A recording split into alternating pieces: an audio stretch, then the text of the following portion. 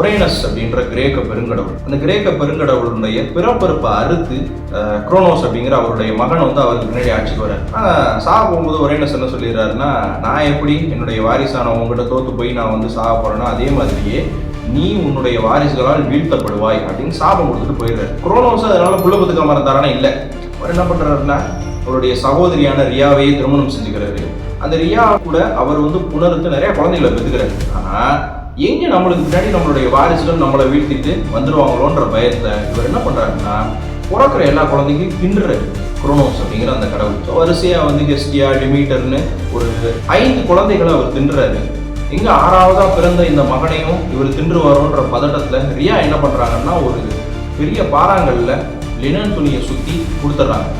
அவர் அதுதான் குழந்தைன்னு நம்பி அதை தின்றுறாரு. பின்னாடி காப்பாற்றப்பட்ட அந்த குழந்தை தான் கிரேக்க கடவுள்களின் அரசன் என்று அறியப்பட்ட ஜூஸ்.